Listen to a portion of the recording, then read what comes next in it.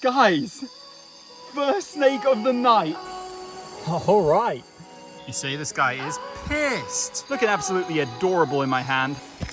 Okay. What's up, guys? Welcome back to another video. If you didn't see the last one, I cannot recommend it enough. We found something simply incredible and we are right back at it today. But before I describe what we're getting up to, make sure you head over to exploreherpetology.com and look at the expedition Narathiwat that we're running this October. An opportunity for you to come down here with us and look for everything and more that I'm finding in these videos. It is going to be amazing. But without further ado, we're going to get out into the field, look for Sumatran cobra, rare species, lifers. Let's see what we can turn up. Let's go. All right, and we begin tonight's herping beneath a beautiful reddish sunset here in the deep south in Narathiwat. We'll see if anything shows up on the road, but so far we've had zero luck at twilight. Let's hope we can change that tonight. We'll do like 30-40 minutes of cruising and then we're gonna hit the forest, Cass and I. I'm as excited as ever. Let's do this. All right, hiking begins now. Let's see what shows up. Guys, first snake of the night. I just spotted it sitting up in some bushes over there, way through the forest. I just saw its venter and I was like, it'll probably just be a common nocturnal species. Let me go catch it. I knew it was a risky one to grab, by the way. That's why I didn't film anything, because I just wanted to get it. Got closer and closer, did not recognize what it was at all. Didn't even recognize it when I had hands on it because I could only see the venter. And then I brought it down and look what it is, guys. Do you guys know what this is? That right there is my lifer twin-barred flying snake. An extremely rare species in Thailand, an incredibly rare species, which I've been searching for so long. And you know what? I never expected to find one of these at night. Most of you will know that especially in the south of Thailand, flying snakes are never known to rest in trees. They're almost exclusively known to hide in holes and crevices and tree hollows at night, and they're like basically impossible. But this was just like coiled up on a really spiky plant, and it's beautiful. I don't think I need to point it out, but it's pretty incapacitated right now because it's got some huge lizard or something in its body. But yeah, that is a sub-adult twin-barred flying snake. An incredibly beautiful species. I mean, can you see those blues, those red bands, that red and white? Man, first snake of the night. Something I've been dreaming of finding for so long. Something particularly down here. I've been road cruising, going out walking during the day so many times to try and find. And I got it at night. At night. Just sitting on a... This is incredible, guys. I posted on a poll on my Instagram at the beginning of this trip. I was like, what are we going to find? I listed like my 3 targets with Sumatran cobra, Sumatran pit viper, and a lifer. And so far already, we've got 2 of those 3. And without a doubt, none of the above would have been the statistically most likely option, right? But hey, they don't know me, son. I am the goat herper for a reason. And this is beyond like, this is just amazing. Look at this snake. What a start to the night. What a start. Guys, that is so crazy. We step on the trail, not even 2 minutes in, and I get a long awaited super rare lifer. Like, this trip is just unreal. Sumatran pit viper last night in the last video, and now a twin-barred flying snake to start the night. We still got room to make things even better, so let's keep grinding. Oh damn, just got myself a lifer frog tonight, in addition to a lifer frog. This incredible Metaphrinella is known from down here, but very rare. And this is a special one, so I'm gonna get hands on it before it disappears. But look at that awesome green on the dorsum. I don't know how well it's coming up because the leaf is green. Maybe if I turn the brightness down, you can see, but yeah, super rare. I guess it's a microhylid. Yes, super rare microhylid frog. Just chilling in the swamp forest. How cool is that? All right, we just got back to the car, and believe it or not, if you watched the video before last, we'd found 6 snakes by this point. Tonight, just 1 species, but I would trade this species for every single thing we see on this trip so far. And I got a lifer frog as well. So 2 lifers, 1 walk, take that any day. Gonna skip on to a new spot, see if we can turn some more stuff up. Let's go. Okay, well, I've been walking here for about 20 minutes now, and I just got not one, but 2 snakes. Look at that, guys. Do you see it? Boiga trapezi there, and huge Boiga trapezi draped at the top. I mean, I saw the big one first, and I was like, oh, nice, new species for the trip. And then boom, a second one right there. I assume this was a breeding pair at some point. Let's take a closer look. Okay, it was a little bit of a struggle to get up to a eye line, but here, you can see the big one chilling up here. That one's very hard to get to, so I figured we'll take a proper look at this one here. Yeah, 2 Boiga trapezii, not a common species at all. Trapezii actually is one of my least seen Boigas in the south, along with Jasper deer. A lot of people say that there's 2 different morphs, the green and, well, this one here, the kind of orange banded one, but it's not. It's 2 different species. It's this one and Benculoensis, which we're yet to see, which is super weird because Benculoensis is usually the most common Boiga in this area, but it's been very elusive recently. But yeah, this guy's looking beautiful here. I'm probably just going to snap a couple pics of it in situ and leave them be, because there's absolutely no need to disturb snakes when they're just sitting perfectly, sitting pretty for you. If there is the opportunity to leave and shoot things in situ, I always opt for that. Even though my job means that a lot of the time I have to catch snakes and my projects mean I need to photograph stuff properly. But hey, this one looks like it's got a meal in it too, similar to the Chrysopelia from earlier. This one, no meal in it though, looking ultra slender. This one's huge, by the way, at least like 1.6 meters, 1.7 meters. So slender as well. What a cool observation. I'm gonna keep moving, see if we can get anything else tonight. Just got my 3rd species of the night. It's Haetulla mycterizans, so nothing special. Way up there, way up there. So not gonna put any effort into getting it down. Just gonna record this one as a extra species for the night. I see these guys every single night in pretty high numbers, but I'm not sure if I've shown one yet. Certodactylus quadrivigatus, the 4-line gecko. Pretty widespread species and certainly dominant here in the Ratuat. They're usually hanging about on leaves like this. Cute little guys. Just got another mycterizans. This one's tiny. Possibly the same juvie that I saw the other night, because it's not too far away from where I found this one, but either way I can see a night hornet flying around near it, so I'm outie. I'm never unhappy with a snake observation, but right now whoa. I was not expecting that. But yeah, what was I saying? Yeah, right now it seems to mostly be mycterizans. I didn't mean to make this one jump down from its tree, so I'm gonna put it back before it gets too stressed out. But yeah, beautiful little green mycterizans. Good morning, guys. Sorry I didn't run an outro last night. I was so tired, I just completely forgot about it. But yeah, crazy night, life for snake. Few other things dotted around, so not too bad. And I'm out 10 AM this morning to go for a little morning walk, see if anything shows up on the road on the way over or the way back, or while I'm out walking. It's always a tall order to get a snake during the daytime, but when you do, it means so much. So fingers crossed. The reason I always choose the swamp forest track for daytime walking is it's flat, it's nicely shaded through most of the way, and also it's quite wide, so it gives you a good chance of seeing stuff on the ground, which is very important in the daytime where it's much harder to like shine up into the trees and see stuff. A lot of the time you're kind of waiting for stuff to appear on the trail in front of you, especially the things I'm targeting, so that's my rationale for always coming here. It really does help the fact that it's not steep. It's just a nice kind of flat area, high quality forest. Not as high quality forest as at the other area that we hike around at, but there's still some huge trees here, and of course the benefit of being able to see swamp forest species. Well, it is what it is. Daytime herping has been terrible on this trip, which really shows, like last time we came here, how lucky we were to have like a 3-snake daytime.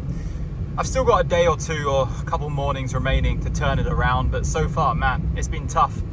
I'm gonna go back to the room, rest up, get some drinks, take care of some work, and then I'll see you when I see you. All right, guys, completely binned off road cruising tonight. We're hitting the forest just as it gets dark. There's a bit of moon that'll be fading as the evening goes on. I'm not optimistic that it's gonna be a great night for snakes, but let's enter the darkness. All right, guys, just spotted an orange-lipped keelback in situ here. Adult male. I'm gonna make a grab on it. 1 second. It's just very deep here. Look at him, he's just drifting around. Are you gonna swim right to me, buddy? All right, I'm gonna go make a grab before it vanishes. All right. He's been safely detained. I'm not gonna go on about how this is a rare snake, because I believe this is the 6th individual I've seen in my time, but they're certainly very, very, very range restricted. And unless you know exactly what microhabitat to target in very specific weather conditions, they seem to be very, very, very, very difficult to find. I know a lot of people who've tried, and yeah, I'm just, you know, I'm familiarizing myself with their hunting methods, their activity time. And today I got this really nicely banded male. Oh, what you doing in there, bro? Yeah, this one's got such a nice orange head and really, really cool banding on the body. We got an adult male last time, you guys remember, the one spotted by Cass, but I don't think it was anywhere near as pretty as this one. It definitely had some bands on the body, stronger than I was used to seeing on the females, but yeah, this one's an absolute beaut here. Looking pretty chunky too. Yeah, this one's an absolute beauty. I'm very tempted to photograph it with the strength of those bands and such an orange head. It's really, really a fantastic species, and I'm being careful because these guys are rear fang. Well, they're called rear fangs, right? But the fact is that snakes which are rear fang, their fangs are actually situated in the middle of the mouth, so it's very easy for them to bite you. And these have been known to create mild reactions in humans. So I'm always just a little bit touchy of them. Don't want to take any unnecessary risks, end up having a bad night due to a swollen finger or something. But yeah, I think I'm going to give a miss on photographing this one because I left my camera gear in the car and I'm just going to let it go now. What a cool start to the night though. Amazing. One of my favorite snakes in Thailand. Just got a little leopard cat right in front of me. These are surprisingly not shy around humans. I'm able to get up really close here. But this is closer than usual. All right, second snake of the night, not too far up from the Rhabdophis, is old familiar, but a new one for the trip, and the 5th out of 6 resident cat snakes we had to see. So I'm pretty happy with that. Okay, I climbed up on the bank and it's just perched really nicely along this branch. It's huge, by the way. Not as big as the one we got last time, but still pretty big, and you can see on the body the bands are extremely restricted, especially on the anterior third. They're not covering much at all. Oh, hello. You angry? You angry at me? Whoa. Okay, now we can get a better look. I was trying to move that plant, and now we've got a defensive Weigerdendrophila. What a surprise. This species loves a good defensive display, that's for sure. I'm just going to keep it here because it's way better to look at it doing this than it is it trying to get away and me grabbing it. Okay. Man, is there any need for that? I was just about to say that I don't want to overly stress this one out, so I'm not going to catch it. Like, we're already getting a great look, so no need to catch it. And then he just lunges. And then he just lunges for my face. All right, well, he's gone. Well, maybe tonight won't be as bad as we thought. Just got another snake. It's another triangle keelback, repeat species that I got in this general area the other night, although this time up a completely different small swampy stream. I'm going to grab him before he vanishes.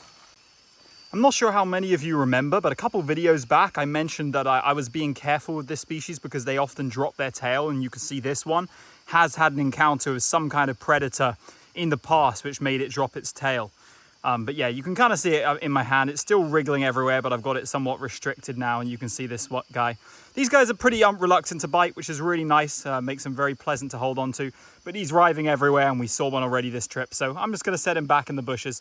But yeah, 3rd species in around the first hour of walking. I like that.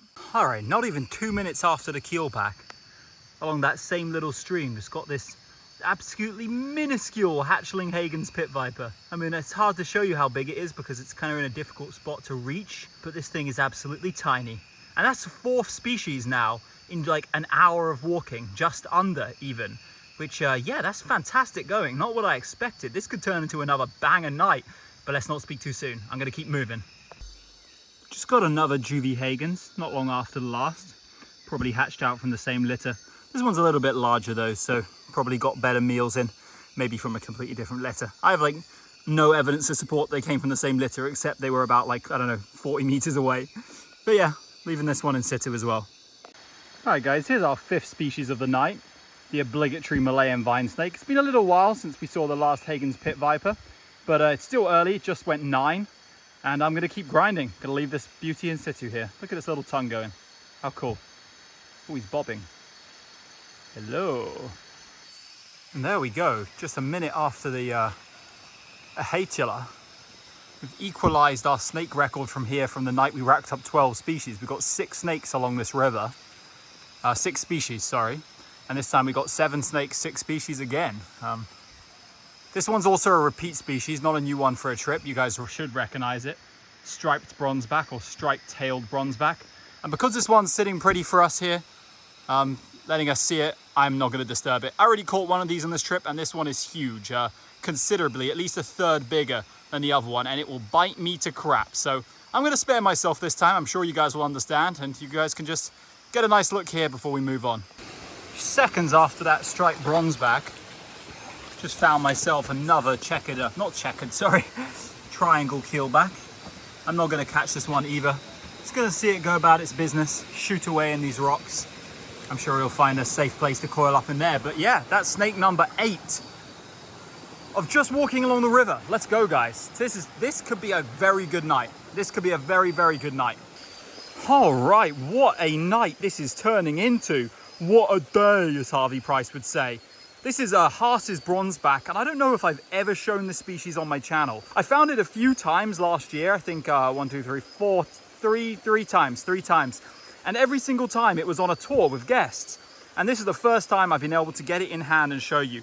It's not the most remarkable bronzeback, but it does have some unique traits to it, you know. It's got a very sort of narrow head. It has a lot of blue between the scales, so it's not showing it to us right now. The kind of golden head is nice, but otherwise, you know, it's a pretty standard bronzeback, kind of hard to tell, especially for people who aren't too educated on the species of the area. This is one I always see incorrectly identified on iNaturalist, and I have to correct. But yeah, not common at all. Definitely one of the rarer species of bronzeback in southern Thailand, behind Striatus and Kopsteini, which are the 2 super, super rare ones. I was kind of hoping this was going to be Striatus when I first saw it, but I'll take HAAS'S any day. I really need to photograph an adult of this species, and I've got one in hand right here, so let's go. Yeah, that was cool, guys. Went almost 30 minutes without seeing a single snake since the last HAAS'S, and then bam, bam, bam, bam. 4 species of snake within, what, 2.5 minutes, 3 minutes, like the smallest area. This particular part of the jungle must be quite appealing, or it's pure chance, but either way, gonna keep grinding. There could be more around. All right, surprisingly, the trail on the way back didn't produce a single snake, so 9 snakes, 7 species it'll do for this trail. That's still the best I've ever done on my own here, and we still got over an hour left of the night. So let's see if we can rustle up anything else. I'm pretty tired, but I'll focus, I'll try. All right, first snake at the new spot is this particularly angry HAAS'S. You can see him waving his thing like crazy there. Let me just give a little. You see, this guy is pissed.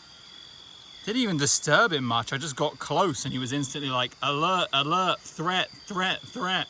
I know if I get close to this guy, he will bite me. So I'm gonna keep my distance, stay afar. You can safely zoom in and observe this beautiful snake. All right, new spot delivers a new species for the trip, and the 8th species of the night, I believe. This is a keeled slug snake, pretty common species in the area, but due to how dry it's been, these guys have been, let's say, evading me quite successfully as well. This is the kind of species that you can just pick up with your hand on camera, no risk of losing it, no risk of any bites, any craziness. These slug snakes, they never bite, and they are super cute. Look at those eyes. Not my favorite species because of how kind of bland it is. There's some really, really nice colorful slug snakes in the area. You remember back in May, I got my Liferus Phenodipsis laevis. That one's cool with its red eyes. But I know a lot of people are fond of these, so I figured why not show this baby. Looking absolutely adorable in my hand. This is the 11th snake of the night and the 8th species. 10 is on the cards. 10 is very much on the cards. Let's keep going. All right, just spotted my 9th species of the night. Frequent viewers of my channel will recognize this as the dusky wolf snake. Considered an uncommon species by many and in many parts of Thailand, but actually in the dry season, they can be found cruising around the edge of streams and actually swimming underwater quite often. I found these on pretty much every single one of my trips to the south this year, I believe. In often not just one of them. I think we found multiple at times. So it's definitely a species I've shown before on the channel. It's not superficial. Great. Awesome. It's not superficially particularly interesting, but how long and slender it is for the microhabitat which it inhabits is really remarkable. And also, you can see it's got these heavily keeled scales, which gives it such a nice texture, like a really interesting texture. But yeah, this snake is biting the ever-living crap out of me, and this is the 9th species, and there's a good chance we could get 10 before I leave the trail. So I'm gonna let this one go. It's gone midnight now. Let's see if we can turn up one more before past. I was not able to find the 10th species that night, unfortunately, but don't worry guys, because I've got one more video coming from the deep south, and it is yet another banger. This trip was simply incredible, and thank you so much for watching guys. I really appreciate it. Make sure you like, comment, subscribe, all that good stuff, and I'll see you in just a few days. Peace.